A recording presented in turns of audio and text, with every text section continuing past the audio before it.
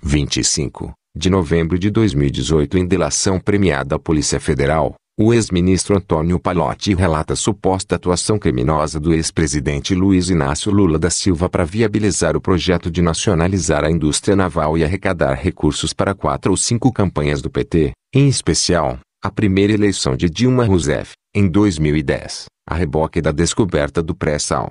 Segundo Pallotti, Lula e Dilma teriam determinado indevidamente a 5 ex-dirigentes dos fundos de pensão do Banco do Brasil, Previ, da Caixa Econômica Federal, FUNCEF, e da Petrobras, Petrus, indicados aos cargos pelo PT, que capitalizassem o projeto Sondas. A operação financeira, que resultou na criação da Sete Brasil, em 2010, buscava viabilizar a construção no Brasil dos navios sonda, embarcações que perfuram os poços de petróleo, para a Petrobras explorar o pré-sal. A estatal anunciara em 2008 que precisaria de 40 equipamentos. No mundo, existiam menos de 100. Dentro desse investimento, tinha todo o ilícito possível, afirmou o ex-ministro, em depoimento à PF. As ordens de Lula, que, assim como Pallotti, está preso e condenado pela Operação Lava Jato, eram cumpridas, diz o ex-ministro. Os presidentes dos fundos, segundo ele, eram cobrados a investir sem analisar. A Polícia Federal levantou dados que corroborariam a delação a indicar que prazos, estudos técnicos detalhados e apontamentos de riscos e prejuízos foram ignorados. O delator afirma que todos sabiam que estavam descumprindo os critérios internos dos fundos e também gerando propinas ao partido. 5 ex-dirigentes são citados: Sérgio Rosa e Ricardo Flores, Previ, Guilherme Lacerda, FUNCEF, e Wagner Pinheiro e Luiz Carlos Afonso, Petrus. Na sexta-feira, como parte da 56ª fase da Lava Jato, a Justiça determinou a prisão de Afonso, enquanto endereços de Pinheiro foram alvo de operações de busca e apreensão. Ambos são investigados por supostas irregularidades em obra da sede da Petrobras na Bahia. Pallotti cita reuniões de Lula com os representantes dos fundos, muitas vezes em conjunto, outras separadamente. A delação forneceu ao PF pistas para a confirmação dos encontros, alguns em reuniões oficiais com atas. Pallotti afirmou ter alertado Lula sobre os riscos, por não serem atas de reuniões, mas sim relatos de ilícitos. O ex-ministro disse ter sido procurado por ex-dirigentes dos fundos, que demonstraram preocupação. Eles pediam para que o ajudasse a tirar a pressão do Lula e da Dilma para que eles pudessem ter tempo de avaliar o projeto e fazer os investimentos de forma adequada. Segundo ele, o presidente reagia muito mal. Ele, Lula, falava: quem foi eleito fui eu, ou eles cumprem o que eu quero que façam ou eu troco os presidentes. Pallotti não é um colaborador qualquer.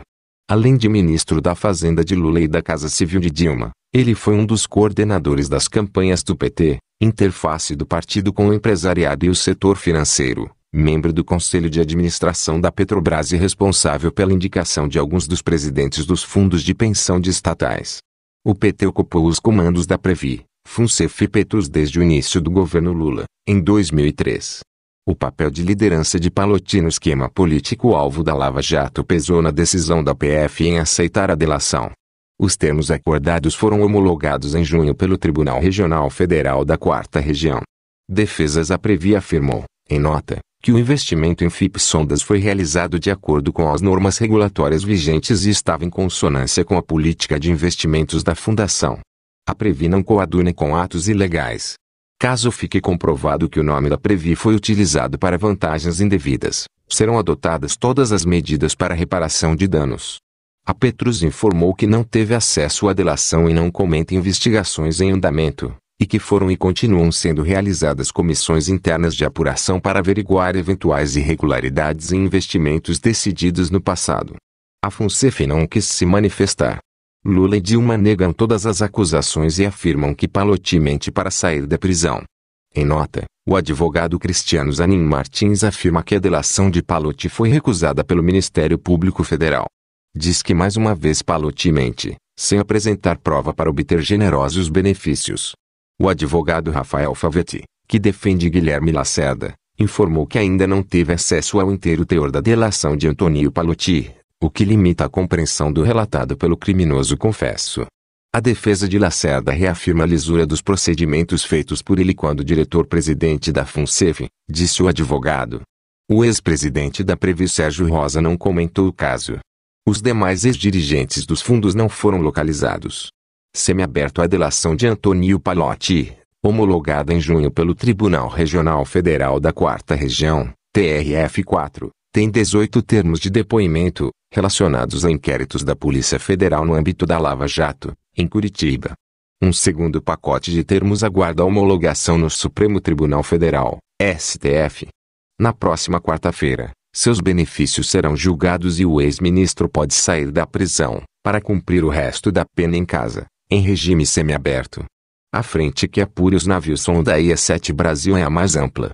Além de incriminar o ex-presidente Luiz Inácio Lula da Silva, essas apurações podem atingir diretamente a presidente cassada Dilma Rousseff. As revelações forneceram dados para a Lava Jato, em Curitiba, e para a Operação Greenfield, em Brasília, que apura desvios nos fundos de pensão. A delação ainda abastece outros 4 inquéritos, que apuram corrupção em Belo Monte, propinas do Grupo Chaim para Lula e o PT, o caso de suposto enriquecimento ilícito de instituição financeira em negociação de exploração de petróleo na África, por pagamentos de propinas ao PT, e o vazamento de dados da operação contra Lula em 2016 e a suposta tentativa de obstrução da justiça.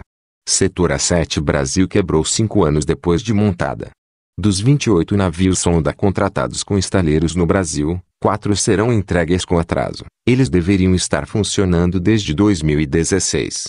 São as embarcações Urca, Arpoador, Guarapari e Ondina, construídas em Angra dos Reis, Rio de Janeiro, no estaleiro Brasfels, em Vitória, Espírito Santo, no estaleiro Jurongara Cruz e em Maragogi, Bahia, no estaleiro Enseada, Paraguaçu. Os outros 13 tiveram construção iniciada e estão parados, e 11 sequer saíram do papel. Atingida pelas revelações da Lava Jato de que todos os negócios tinham acerto de 1% de propinas para políticos do PT e agentes públicos, a A7 Brasil viu a Petrobras sair do seu quadro societário. Em comunicado do início do ano, a estatal afirmou que cancelou 24 contratos e ficou apenas com os que estavam em estágio mais avançado. Com a paralisação, o setor naval brasileiro afundou em crise.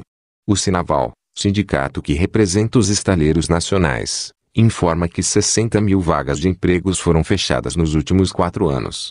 Dos 28 estaleiros associados à entidade, 12 estão parados. A A7 Brasil entrou com pedido de recuperação judicial em 2016. A empresa afirmou que a atual administração apoiou e apoiará as investigações em curso e que se considera prejudicada por conta dos fatos. Além de Palotti, 3 ex-executivos da Petrobras que comandaram a A7 Brasil, João Carlos de Medeiros Ferraz, Pedro Barusco e Eduardo Musa, confessaram o esquema em delações fechadas em 2014 e 2015. A assistente A7 Brasil foi autorizada pela Justiça, no início do ano, a ser assistente de acusação da Procuradoria da República nas ações penais da Lava Jato, como ocorre com a Petrobras. Como assistente, a empresa pleiteia o direito de ser declarada vítima da corrupção e pede a restituição de os $180 milhões pelo prejuízo, com os $70 milhões de propinas nos pagamentos efetuados, e pelos danos causados.